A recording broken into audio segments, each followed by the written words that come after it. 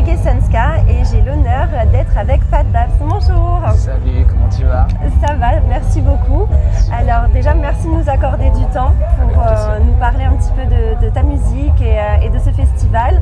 Est-ce que pour tous les followers, tu peux un petit peu te présenter en quelques mots?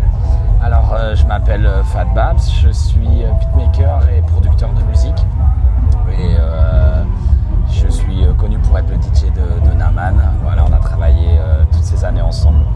Et voilà, je suis un passionné de musique. Voilà Comment tu décrirais un petit peu ton univers musical aujourd'hui?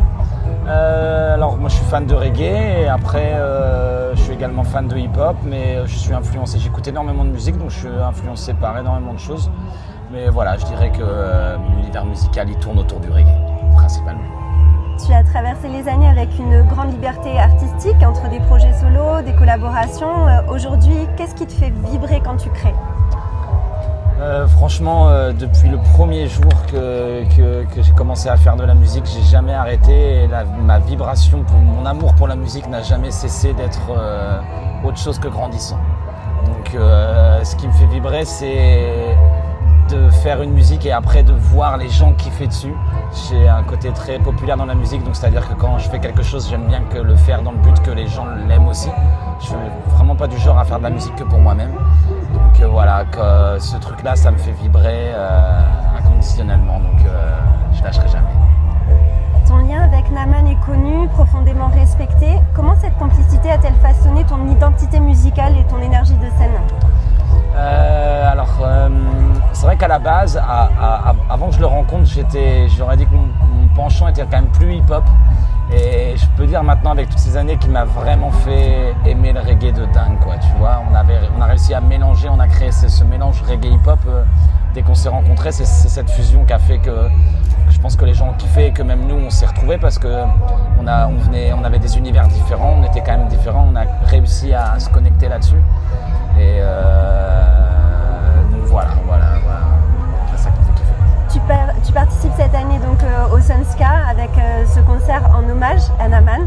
Comment on l'aborde en tant qu'artiste et ami, comment on aborde un moment si chargé en émotions?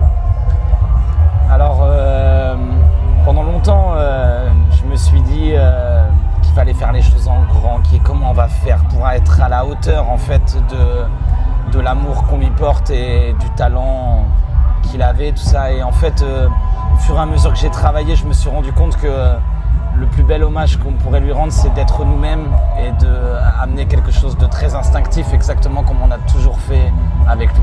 Voilà, c'est rigolo, tu vois. Tu me poses la question et je suis en train de me rendre compte de ça, que tout ce qu'on a fait, on l'a fait parce que notre musique, on l'avait fait avec le cœur, on l'a fait instinctivement, on a réfléchi, tu vois, mais on a fait beaucoup de choses juste parce qu'on kiffait. Et je me dis que le meilleur moyen de lui rendre hommage, c'est d'être moi-même, rien de plus. Et voilà, et de faire le maximum de ce que je peux. Et voilà, ça m'aide beaucoup en tout cas à me libérer parce que sinon c'est vrai que c'est des choses qui peuvent mettre beaucoup de pression et en fait c'est un peu sans fin, tu vois, d'essayer de rendre hommage à quelqu'un. Il n'y a pas de limite en fait, parce que tu t'aimes tellement la personne que tu vois, c'est un peu sans fin. Donc voilà, en me disant ça, ça m'aide beaucoup à me dire que tout ira bien. On en est persuadé. Le public t'identifie beaucoup à l'énergie positive, aux good vibes que vous pouviez donner. C'est une manière de rester fidèle à ce que vous portiez ensemble. Ouais, on était très différents, mais on avait cet amour de la vie, je pense, qui nous lie, et aussi avec toute l'équipe de Big Scoop et toute l'équipe qui nous entoure. Je pense que Martin, il a mis des mots, il a mis des magnifiques mots sur ce qu'il ressentait, mais au final, quand je prends un peu de recul, c'est quelque chose qu'on vit depuis le premier jour où on s'est rencontrés.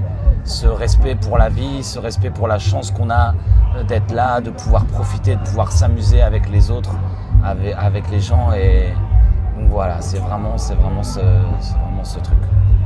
Et maintenant, en dehors de cet hommage, quels sont tes projets actuels ou à venir? Et est-ce qu'on peut s'attendre à des nouveautés bientôt? On a le droit de savoir quelques petites choses. Alors, je viens de sortir un album. Là, on a sorti un album le 20 juin qui s'appelle This Love Is Forever, qui est un album que je travaillais depuis 3 ans et qui résonne particulièrement bien par rapport à tout ce qui nous arrive, parce que voilà, This Love Is Forever, ça veut dire que ça parle de cet amour qu'on partage, il est éternel. exactement comme Naman, exactement comme tout ce qu'on ressent quand Naman est parti, le partage qu'on a eu avec tout le public qui nous suit.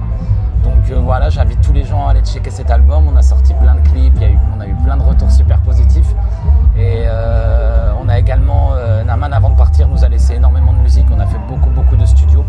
Donc maintenant qu'on va travailler ça, on va prendre soin de ce trésor et on va le libérer au public quand l'heure viendra.